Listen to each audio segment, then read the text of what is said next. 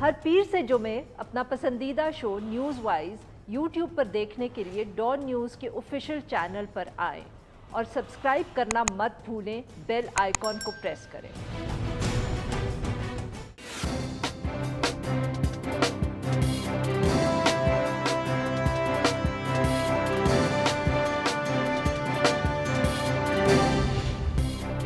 Welcome to news wise, मैं हूं आरिफा नूर। आज के प्रोग्राम में हम तफसील से बात करेंगे जो इलेक्टोरल रिफॉर्म्स पैकेज है और उसके ऊपर जितनी भी कोशिश की है, बावजूद बहुत सी कोशिशों के हुकूमत और अपोजिशन के दरमियान जो फासले हैं और जो तनाव है वो कम नहीं हो रहा। आज भी इसी हवाले से जो पार्लियामेंट्री कमेटी थी सेनेट की, उसका इजलास था। आज उनकी डेडलाइन थी। वो कोशिश यही थी कि आज सारे जो मामलात हैं उनको टाई अप करके जो रिकमेंडेशंस है उस पर रिपोर्ट तैयार कर दी जाए, मगर इस की बजाय एक बहुत हंगामा खेज़ जो था इजलास वो हुआ। और वो इस तरह हुआ कि गुफ्तगू के दौरान जो प्रोसीडिंग जब चल रही थी तो वफाकी वज़ीर जो आज़म स्वाति साहब हैं, उन्होंने इलेक्शन कमीशन पे इल्ज़ाम आयद किया इलेक्ट्रॉनिक वोटिंग मशीन्स की तरफ से जो एतराज़ात किए गए हैं ईसीपी की तरफ से, और जिसके ऊपर उन्होंने इल्ज़ाम भी लगाया ईसीपी के ऊपर कि उनका कोई माली फ़ायदा जो है या मुफाद जो है वो वाबस्ता है जो अपोजिशन ईसीपी की तरफ से देखने पे आ रही है। इसके बाद जो इलेक्शन कमीशन के मेंबरान वहाँ मौजूद थे, ऑफिशल्स, वो एहतजाजन कमेटी से वॉकआउट कर गए और उसके बाद जो अपोजिशन और हुकूमत के अरकान वहाँ मौजूद थे उनके दरमियान भी बहुत गर्म बहस हुई, आवाज़ें ऊंची की गई और फिर इवेंचुअली हुकूमती अरकान ने भी बॉयकॉट कर दिया उस कमेटी का। जब जो पार्लियामेंट्री कमेटी की एक हुकूमती रुकन है समीना मुमताज़ साहिबा, उनको ऑनलाइन वोटिंग की इजाज़त नहीं दी गई। उसके बाद कमेटी ने जो मेंबर्स रह गए थे उन्होंने ओवरसीज़ पाकिस्तानी को वोट का हक़ देने और इंतखाबी फ़हरिस्तें नादरा से तैयार करवाने और ये जो सारी शिकें थी इनको मुस्तरद कर दिया। अब यही कहा जा रहा है कि अब क्योंकि ये जो नेगोशिएशंस का या कम्युनिकेशन का प्रोसीजर था ये ख़त्म हो चुका है, तो अब जॉइंट सेशन की तरफ ही मामला जा रहा है। ये एक ऐसा खदशा था जो अपोजिशन मेंबर्स को पहले दिन से ही था कि इवेंचुअली हुकूमत जो है वो मामले को एक जॉइंट सेशन में लेके जाएगी और वहाँ वो अपनी मर्ज़ी का जो लॉ है उसको पास करवाएगी। इस इशू के ऊपर बात करने के लिए आज हमारे साथ मौजूद है सेनेटर शिबली फराज साहब, ये वफाकी वज़ीर साइंस और टेक्नोलॉजी हैं। Welcome to the show sir. Shibli साहब, सर आज प्रोसीडिंग्स जो थी काफ़ी हंगामा खेज रही और ज़रा सरप्राइजिंग भी था, शायद किसी का ख्याल नहीं था कि इतनी वहाँ गर्मा गर्मी हो जाएगी। सर, हुकूमती बेंचेस ने वॉकआउट इवेंचुअली क्यों किया, कंसिडरिंग कि उससे पहले आपके ही एक मेंबर थे, उनकी इतनी तल्ख कलामी हुई कि ईसीपी के मेंबर्स भी वॉकआउट कर गए और काफ़ी एक सिचुएशन ख़राब थी, उसको बेहतर करने की बजाय आप लोग भी वॉकआउट कर गए फिर सर? जी, बात यह है कि जी जब आज की जो मीटिंग हुई है उसमें हमने ये देखा कि बदकिस्मती से यकतरफ़ा तौर पे प्रोसीडिंग्स को जारी रखा गया, जबकि हमारा मानना ये था कि एक तो हमारी खातून मेंबर को नहीं लिया गया जूम पे, जबकि हमारे सेनेट में इसकी पहले भी कई मिसालें मिलती हैं जो कि कोविड के दौरान भी ये मेथड इस्तेमाल किया गया जब जजेस की सिलेक्शन का इशू था। तो ये कोई नई बात नहीं थी, लेकिन जो चेयर है उन्होंने हमारे मेंबर को नहीं वो करने दिया। एक तो ये बात थी। दूसरी बात ये थी कि हम चाहते थे कि हर क्लॉज को डिस्कस किया जाए, और जबकि अपोजिशन जल्दी में थी, वो कह रहे थे कि हमें जुमे की नमाज़ पढ़नी है तो इसकी बस वोटिंग आप अभी ही कराएं, तो उन्होंने बग़ैर आर्गूमेंट्स को सुने हुए वो उसको वोटिंग कराना चाहते थे, जो कि ज़ाहिर है कि एक्सेप्टेबल नहीं है, क्योंकि ये कानून बन रहा है, मुस्तकबिल के लिए बन रहा है, और अपोजिशन ने वो मैच्योरिटी नहीं दिखाई कि वो आर्गूमेंट्स को सुनते और क्लॉज बाय क्लॉज जाते। हमने हर बिल जो है तो क्लॉज बाय क्लॉज हम डिस्कस करते हैं और ये कोई एक्सेप्शन नहीं थी। तो इसमें तो अपोजिशन को चाहिए था कि उन्होंने 2 दिन लगा दिए पूरी एक ऐसी बहस में जिसका कोई मकसद नहीं था, जिसमें कि उन्होंने सेनेट चेयरमैन के एक बल्कि मोशन को उन्होंने चैलेंज किया था, उस पर बहस होती रही। 2 दिन तक वो हमारी मेंबर को जो है एक किस्म का हैरेस करते रहे, इतनी उन पे उनके ख़िलाफ़ उन्होंने बातें की कि ये क्यों आई हैं, क्यों हैं, ये है वो है। तो उससे ज़ाहिर यही हो रहा था कि अपोजिशन का जहन पहले से बना हुआ था कि उन्होंने इस पर कोई डिस्कशन नहीं करनी है, उन्होंने सिर्फ जो है तो यकतरफा तौर पे इस चीज़ को अपने बग़ैर बहस किए हुए इस पे फैसले देने हैं।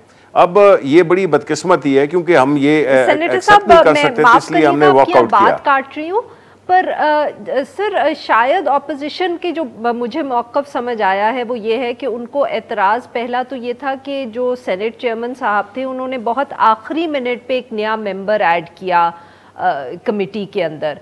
जो खातून का आप जिक्र कर रहे हैं उनको एतराज़ यही था कि आखिरी मिनट पे जब प्रोसीडिंग्स एंड तक पहुंची हुई हैं, आखिरी हफ्ता है तो एक नया मेंबर आ गया है, और शायद जो आज भी बहस थी वो ये थी कि वो अटेंड कर सकती हैं, सिर्फ वोट नहीं कर सकती। नहीं, जो अटेंड कर सकती हैं तो वोट कैसे नहीं कर सकती if she is the full fledge member. और दूसरी बात यह है कि जी देखें, कानून जो चेयरमैन सेनेट ने जो फैसले किए हैं उस पर तो 2 दिन यही बहस होती रही कि आया वो कानूनी फैसला था कि नहीं, और इस पे सब तय हुआ। जितने भी वकील बड़े बड़े वहाँ पे बैठे हुए थे, चाहे वो अपोजिशन साइड से थे या हमारे थे, उस पर डिस्कशन हुई। ये तो तय हुआ कि वो बिल्कुल कानूनी एक स्टेप था जो कि चेयरमैन सेनेट ने लिया था, वो बिल्कुल 100% कवानीन के मुताबिक था और कानून के मुताबिक है।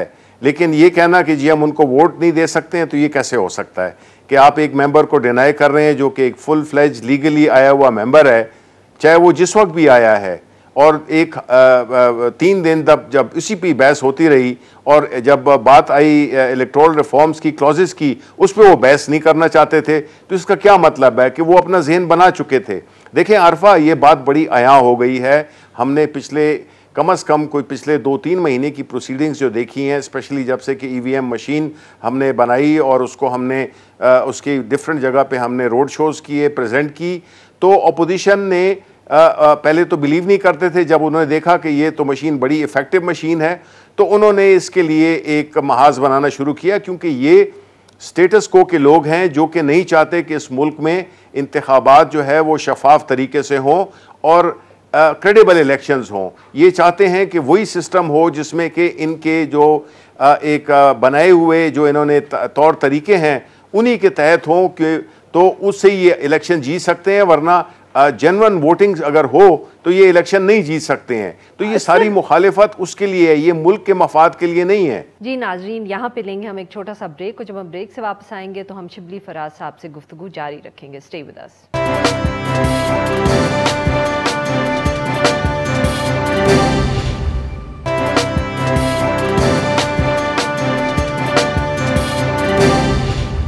इस तरह का आज माहौल था मीटिंग के अंदर कि आज़म स्वाति साहब जो है उन्होंने इतनी सख्त बात कर दी इलेक्शन कमीशन के ख़िलाफ़, जिसकी वजह से वो वॉकआउट कर गए। उसके बाद आपके अरकान गए भी, बट वो इलेक्शन कमीशन के मेंबर्स वापस आने को तैयार नहीं थे। और सर इतना बड़ा इल्ज़ाम लगा दिया आज़म स्वाति साहब ने, क्या मतलब कि कोई आप लोगों के पास प्रूफ भी है उसका, या सिर्फ मकसद यही था कि तलखी क्रिएट हो जाए मीटिंग के अंदर? क्योंकि इसकी मैं ये सवाल इसलिए पूछ रही हूँ। जी, मैं ये कह रहा हूँ कि हुकूमती पार्टी जिसका कि बिल लाया है तो वो क्यों तलखी क्रिएट करेगी? सर फिर आप मुझे बताएं ना कि आज़म स्वाति साहब ने जो इल्ज़ाम लगाया, सर वो उन्होंने जो गुफ्तगू किया, जो जुमला इस्तेमाल किया, वो मैं दोहराना भी नहीं चाह रही यहाँ।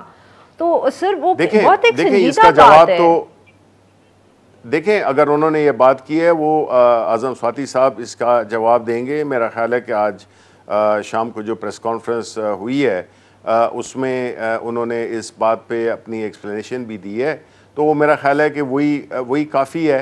लेकिन असल बात क्या है कि जी कंट्रोवर्सी शुरू कहाँ से हुई? वो इस तरह से हुई कि इलेक्शन कमीशन ने जब 37 पॉइंट्स जब दे दिए इस कायमा कमेटी को परसों, जबकि जो इस वोटिंग मशीन पे ईवीएम जो हमने बनाई है, इसकी पहली टेक्निकल कमेटी का इजलास कल हुआ, वो शाम को वो हुआ और दूसरे दिन सुबह मीटिंग बुलाई गई, जबकि ये वही बात हुई कि नतीजा पहले दे दिया और इम्तिहान दूसरे दिन हुआ।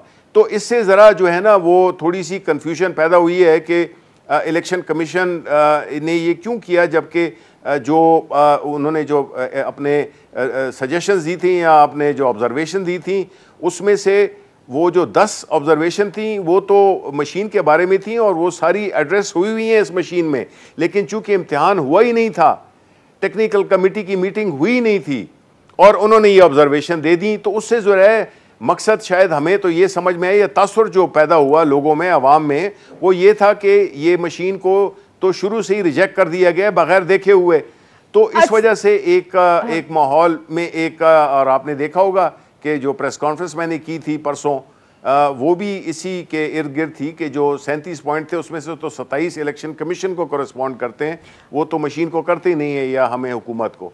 सर, जब आजम स्वाति साहब ने आज मीटिंग में जब वो शोर मचा और ईसीपी ने वॉकआउट किया तो उन्होंने कुछ इस तरह की भी बात की कि तकरीबन 2 साल से ईसीपी के मेंबर्स के साथ हुकूमत की मुशावरत चलती रही है। गालबन उन्होंने ये भी कहा कि प्रेसिडेंसी के अंदर मीटिंग्स होती रही हैं और ईसीपी ने कभी इस तरह के एतराज़ात नहीं उठाए जिनका आज वो जिक्र इन खतूत में कर रहे हैं।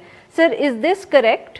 क्या आप लोग उनके साथ मुशावरत करते रहे हैं ओवर द पास्ट 2 इयर्स इस मामले पे? नहीं जी, मैं तो चूंकि इस जब से ये जिम्मेदारी मुझे दी गई मशीन की, जब मैंने ये मिनिस्ट्री संभाली तो मुझे उस वक्त का तो इल्म है, लेकिन उससे पहले का मुझे इल्म नहीं है कि क्या मुलाकातें हुई हैं, क्या ट्रांसपायर हुआ। लेकिन मैं इतना ज़रूर जानता हूँ कि स्वाति साहब कल भी जो प्रेसिडेंसी में मीटिंग हुई थी उसमें वो काफ़ी वो नज़र आ रहे थे, अपसेट नज़र आ रहे थे, क्योंकि इलेक्शन कमीशन की जो भी उनकी इंटरेक्शन हुई होगी उस बुनियाद पे वो कर रहे होंगे। और आज़म स्वाति साहब ने आज जो है तो अपनी एक्सप्लेनेशन भी दे दी है अपने सर। अब ये सही है अगर आप कह रहे हैं कि आजम स्वाति साहब खुद ही बताएंगे उन्होंने इतना इल्ज़ाम क्यों लगाया, बट सर फिर भी हुकूमत को इस पे कुछ तो क्लैरिफिकेशन देनी चाहिए क्योंकि एक इदारे के ऊपर इतनी सख्त बात हुई है। But moving on from that sir, we leave that for the moment. Sir, opposition की तरफ से शुरू से ये खदशे का इजहार किया जा रहा था और वो ये था कि हुकूमत चाहती है कि ये वक्त गुजर जाए, कमेटी अपना काम मुकम्मल ना कर सके और जॉइंट सेशन के अंदर ये बिल जाए जहां हुकूमत के पास नंबर्स हैं और वो पास कर लेंगे। और सर, आज की प्रोसीडिंग के बाद लग रहा है कि जैसे हम कह सकते हैं ना कि सर्कमस्टांशियल एविडेंस जो है वो अपोजिशन के इस इल्ज़ाम को सपोर्ट करता है। सर, जिस तरह आज जो हुआ, जिस तरह बाबर अवान साहब शुरू में ईसीपी के इल्ज़ामात का या जो खदशात हैं उनका तफसील से जिक्र कर रहे थे, ताज हैदर साहब दूसरी तरफ मामला ख़त्म करना चाह रहे थे कि आप डिले करना चाह रहे थे कि ये वक्त ख़त्म हो जाए और फिर जॉइंट सेशन पर बात जाए। Not true at all. उसकी वजह यह है कि ये कमेटी पिछले 4-5 रोज़ से अपनी डिस्कशंस कर रही है और यही अपोजिशन ने 2 से 3 दिन लगाए इस बहस पे कि जो सेनेट चेयरमैन का जो ऑर्डर है वो जो उनकी जो मोशन जो कैरी हुआ है उस पे वो बहस होती रही। तो वो तो हमने तो नहीं की, वो तो अपोजिशन ने 3 दिन मुसलसल इसी पे बहस लगाए और आज जो है तो वो जुमे की नमाज से पहले ही 11 बजे इजलास शुरू हुआ और वो वोटिंग कराना चाहते थे पूरी उस पे। तो आप मुझे बताएं कि टाइम किसने ज़ाया किया, हमने किया या अपोजिशन ने किया? नहीं सर, बट वो उनकी तरफ से तो फिर यही बात की जाती है ना कि आखिरी वक्त के ऊपर कमेटी के अंदर आपने एक नया मेंबर ऐड कर दिया, उसकी वजह से सारा जो वोटिंग जिसको कह सकते हैं बैलेंस हुआ या इम्बैलेंस हुआ।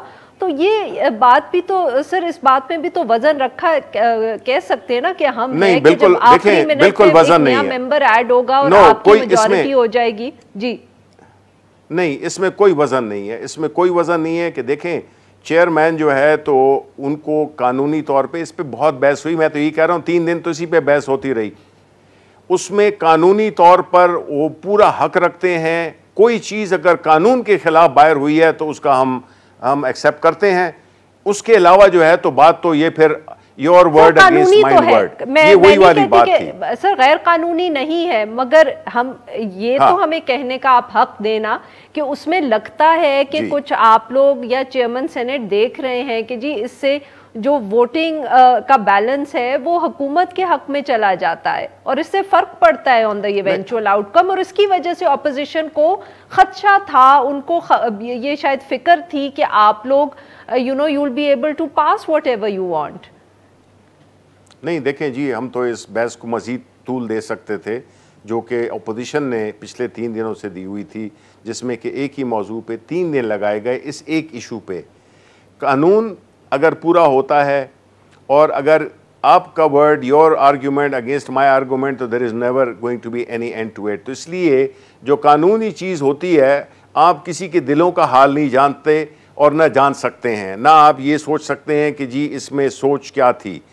फैक्ट ये है कि सेनेट चेयरमैन ने और हाउस ने जो भी रूलिंग पास की, जो भी उन्होंने मोशन कैरी किया, वो कानून है। अगर कानून के मुताबिक चीज़ें होती हैं तो इसमें फिर किसी को एतराज़ नहीं होना चाहिए, देखने की क्योंकि एक चीज़ अगर नहीं नीयत आती नहीं है, जब कानून है तो फिर नीयत कहाँ से आ गई? अगर ऐसे हो तो फिर हम फैसले नीयतों पे करें। क्यों अदालतों में मुकदमे चलते हैं, क्यों लॉज कोर्ट होते हैं? अगर एक पुलिस अफसर ने देखा भी हुआ है कि इसने कत्ल किया है, लेकिन वो अगर कानूनी तकाजे पूरी नहीं करता तो उसको नहीं होती है। Isn't that a fact?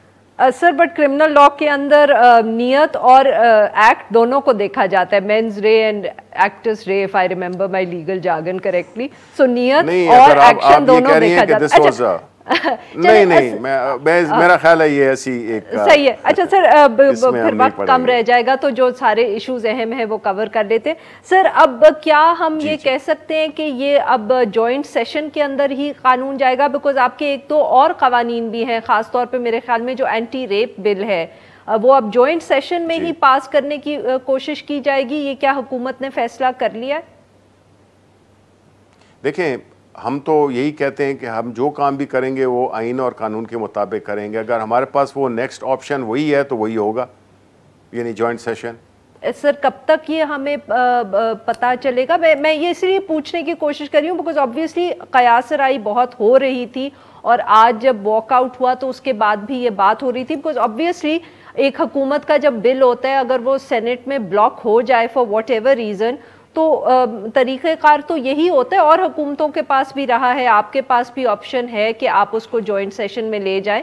तो क्या कोई इंटरनल डिस्कशन इस हवाले से हुई है आप लोगों की, या आप ये कह रहे हैं कि अभी तक ये फैसला जो है ये आने वाले दिनों में किया जाएगा?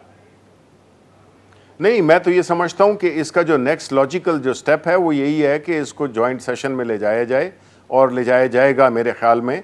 गो कि मैं इस वक्त तक मुझे ख़बर नहीं है कि ये फ़ैसला है, बट जो मुझे अगर कानूनी पहलू देखें तो उसमें यही है कि जो नेक्स्ट स्टेप है जो कि अवेलेबल है हमें, क्योंकि आज यकतरफ़ा तौर पे सेनेट की स्टैंडिंग कमेटी में ये फ़ैसला हुआ है यकतरफ़ा तौर पे, तो हम समझते हैं कि हम we reserve the right to take it to joint session.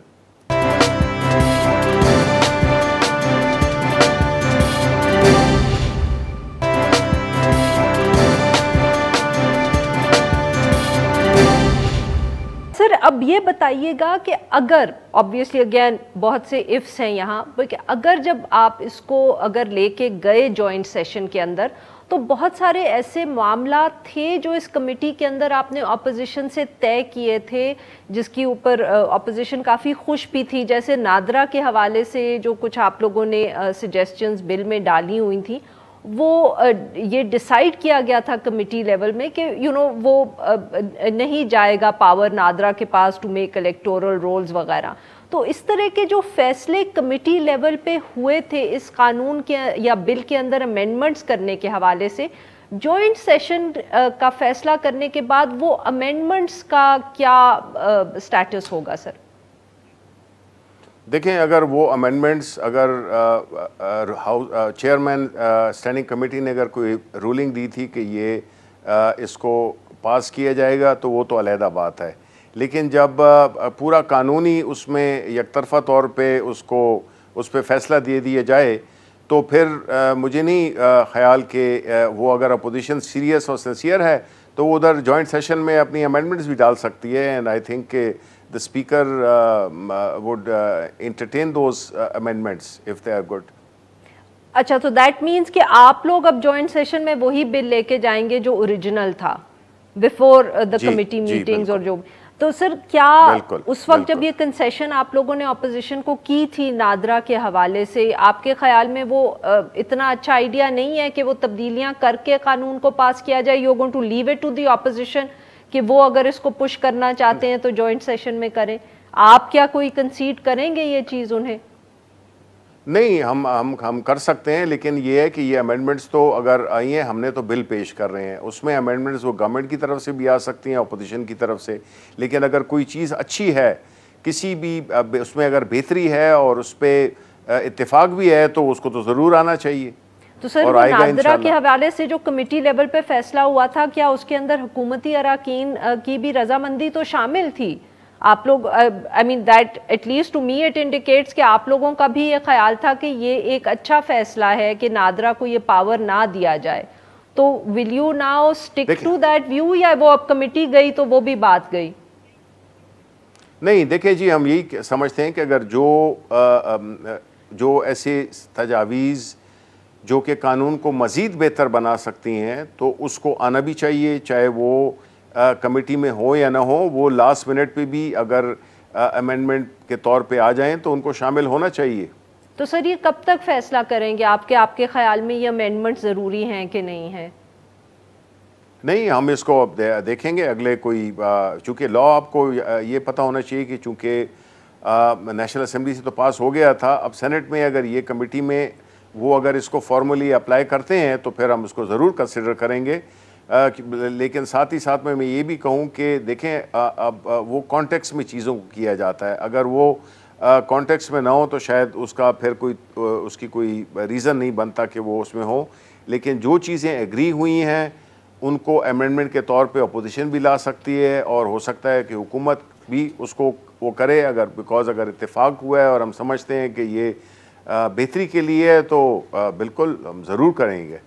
सही। और सर ये कब तक फैसला करेंगे आप? अच्छा नहीं, ये तो अगले 2-4 रोज में इसका फैसला हो जाएगा, ये कोई लंबा अरसा तो है अच्छा नहीं। सर ये बताइएगा कि ऑब्वियसली कमेटी के अंदर इस हवाले से भी बहुत बात हुई है कि एक पायलट लेवल पे इसको टेस्ट करना चाहिए। अगेन ऑपोजिशन की तरफ से ये बार बार बात हुई है, हुकूमत का ये ख्याल है कि वो पहले कर चुके हैं ये पायलट टेस्ट, पायलट लेवल के ऊपर टेस्टिंग, तो कोई इसको अब मज़ीद खींचने की ज़रूरत नहीं। बट क्योंकि कंटोनमेंट बोर्ड के इलेक्शन आ रहे हैं और बार बार जिक्र हुआ है, क्या आप लोग या हुकूमत अब ये चाहेगी कि एक दफ़े इसका कोई टेस्ट हो जाए before you launch it on such a massive level in the general election? और देखें 2 चीज़ें हैं।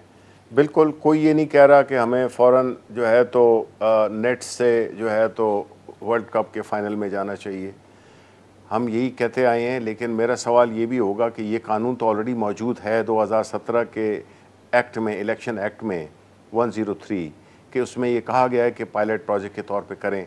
मेरा ये सवाल होगा कि ये क्यों नहीं हुए? एक इलेक्शन हुआ, उसके बाद उसमें 4 ऑब्जर्वेशंस थी जो कि बड़ी ही माइनर ऑब्जर्वेशंस थी। हालांकि वो मशीन ये नहीं थी जो हमने बनाई है, वो बाहर की मशीन थी। उसमें इतनी वो एक जी कागज़ फंस जाता था प्रिंटर में, बैटरी कमज़ोर हो जाती थी, केबल हिल जाती थी। ये रिपोर्ट में, इलेक्शन कमीशन की रिपोर्ट में है ये observation. Do you think these were serious enough to totally discard the concept? No. देखें, आपने इससे पहले बात की थी ना, तो विल की बात अगर आप कहते हैं तो वो फिर ये भी जाहिर होता है कि जी नोबडी वांट्स कि ये टेक्नोलॉजी हो। नोबडी से मुराद, वांट्स के मुराद ये नहीं है कि नोबडी इन द कंट्री। इसमें ये सिर्फ वही लोग हैं, स्टेटस को की फोर्सेस हैं, जिसमें कि अपोजिशन बिल्कुल उसमें लीडिंग रोल है उनका, बिकॉज ये हमेशा मुख्तलिफ तरीक़ों से ये इलेक्शंस में धांधली करते हुए ये आए हैं। इनको हम तो अभी आए हैं ना, हमने तो 2013 के बाद ये इस सब्जेक्ट को उठाया है, लेकिन जो पहले इलेक्शंस हुए हैं उसमें कंट्रोवर्सी नहीं होती है। आप मुझे बताएं आरफा की जो ये सारी बहस हो रही है, इसमें आप ये चीज़ कह रहे हैं कि जी जो पुराना सिस्टम है उसको चलने दें बिकॉज वो ठीक था। वो ठीक है, आपने पूरे तो आपकी मगर एक ऐसा सिस्टम इंट्रोड्यूस करना जिसके ऊपर ऑपोजिशन शोर मचाती रहे, उससे भी तो कंट्रोवर्सी तो नहीं खत्म हो जाएगी ना? यही तो नहीं देखें एक सेकंड, नहीं देखें, बात यह है कि अपोजिशन तो हर उस चीज़ की को अपोज करेगी जिसकी के उनको नुकसान हो।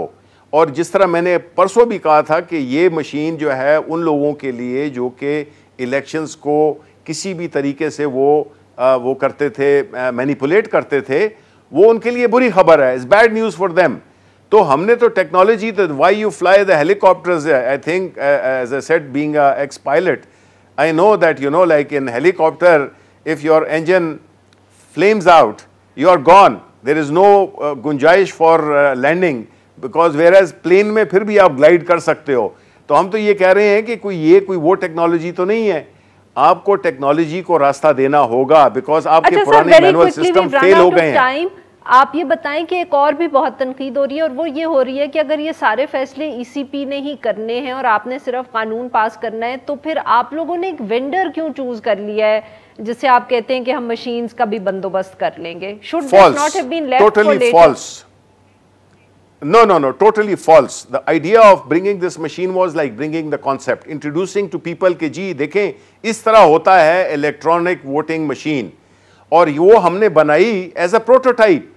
ये तो इलेक्शन कमीशन ने टेंडर करने हैं, उन्होंने चूज करना है, हम तो सिर्फ लोगों को आगाही दे रहे हैं कि जी ये मशीन जो कि इलेक्शन कमीशन ऑफ पाकिस्तान की रिटन दिए हुए डॉक्यूमेंट के उसमें ये चीजें होनी चाहिए, उसके मुताबिक हमने बनाई है।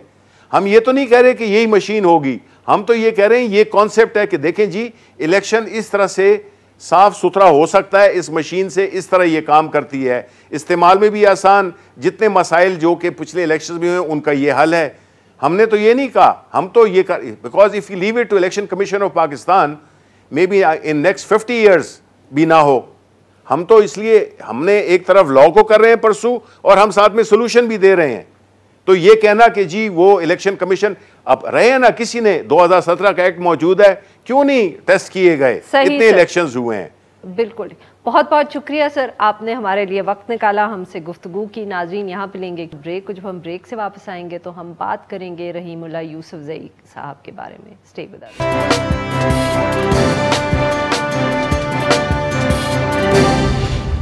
Welcome back. प्रोग्राम के इस हिस्से में हम जिक्र करेंगे रहीमुल्लाह यूसुफज़ई साहब का। बहुत सीनियर सहाफ़ी थे, बहुत अरसे से इस फील्ड में एक बहुत बड़ा नाम था पाकिस्तान की जर्नलिज़म के। उनका गुज़िश्ता रोज़ पेशावर में इंतकाल हुआ।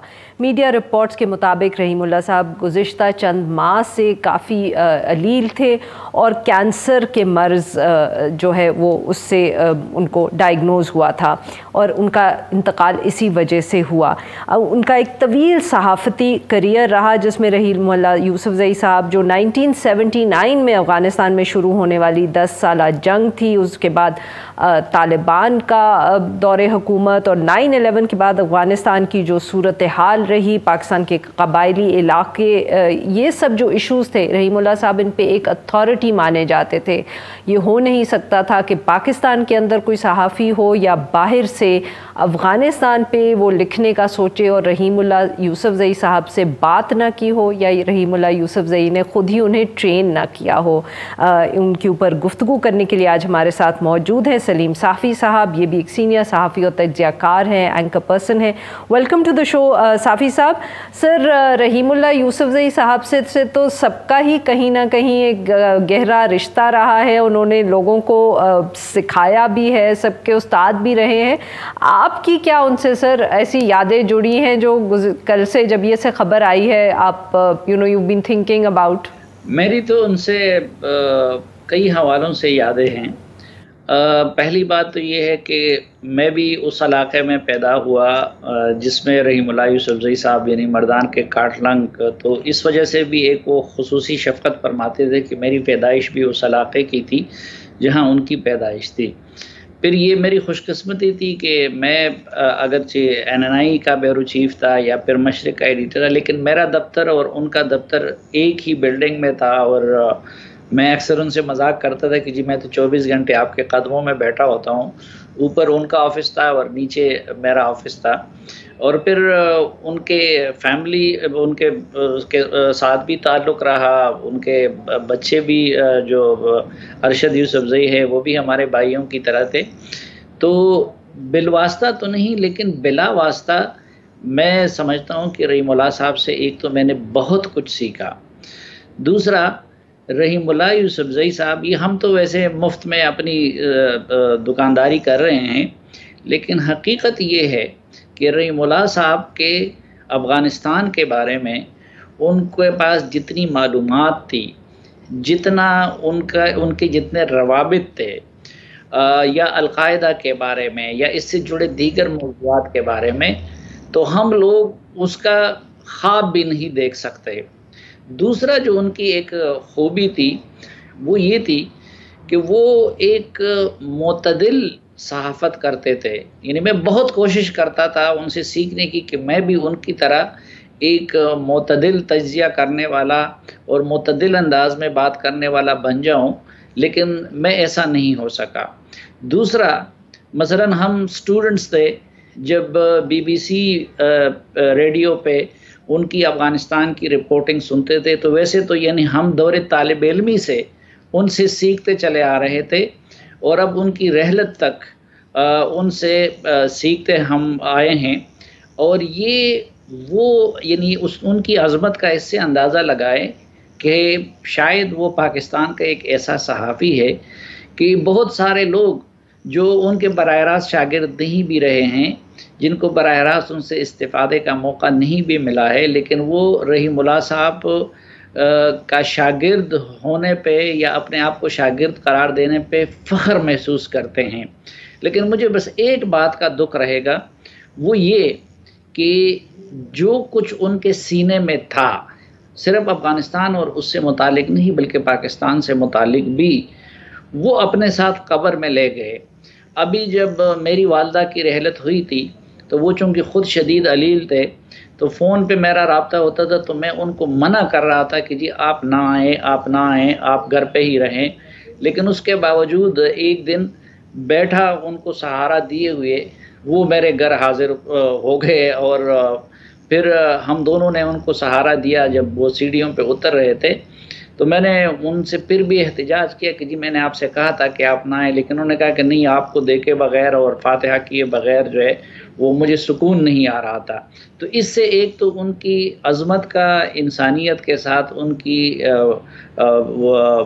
मोहब्बत का अंदाज़ा आप लगा सकते हैं। और उसमें भी मैंने उनसे कहा कि रहीमुल्लाह साहब अब तो आपकी सेहत इजाज़त नहीं दे रही, लेकिन काइंडली आप किसी को डिक्टेट करके किताब लिखवा दे, क्योंकि आरफा मैं जानता हूँ कि वो उनके पास इतने मालूमात का ज़ख़ीरा था, इतने उनके रवाबित थे और इतना हर तबके के लोग उनको इज़्ज़त देते थे कि बाहर से सहाफ़ी आके उनके साथ 1 घंटा गुजार लेते थे और उसकी बुनियाद पे वो जाके फिर 3-3, 4-4 सफ़े की 100 सफ़े की किताब लिख लेते थे। तो ये हमें एक दुख हमेशा, एक तो उनके बिछड़ने का दुख है और इस वक्त उनके साए की बहुत ज़्यादा ज़रूरत थी, लेकिन ये भी एक हमें ज़िंदगी भर दुख रहेगा कि वो मालूमात के और मुशाहिदात के उस ज़ख़ीरे को किताबी शक्ल नहीं दे सके।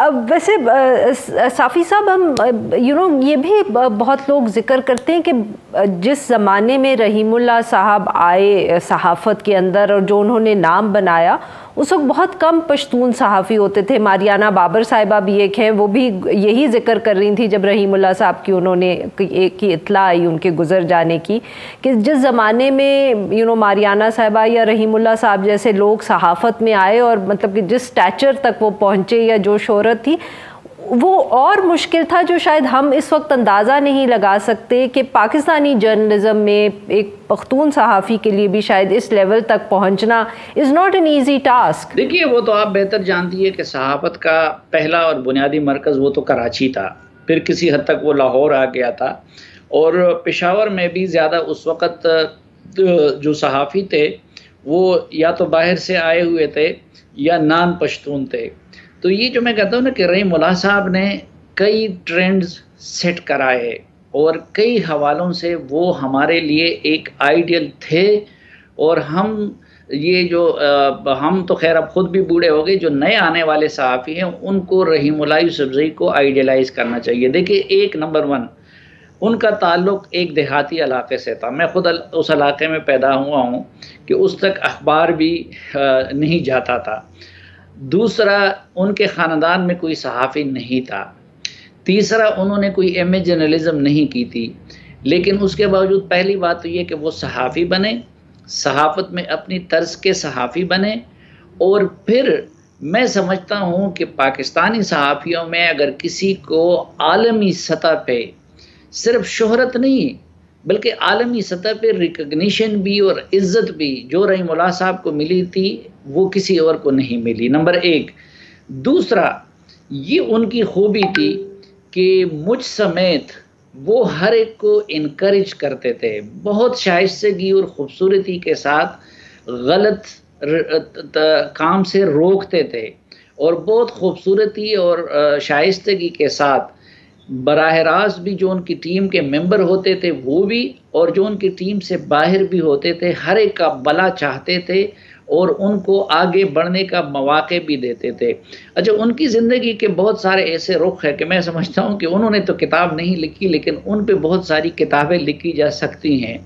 मैंने उनके साथ सफ़र किए और सफ़र में इंसान की असलियत का पता चलता है। हम इकट्ठे अमेरिका गए, हम इकट्ठे जर्मनी गए, हम इकट्ठे दुबई गए, उधर तो चलो हम पड़ोसी थे ही, और सफ़र के दौरान मैंने उनको और भी अजीम पाया। हमारे लोग सामने आके खुशामदी बन जाते हैं। रहीमुल्लाह साहब देखिए जब पेशावर में होते थे हुक्मरानों के साथ तो अपने इलाके यानी मर्दान और काटलंग का केस लड़ते थे।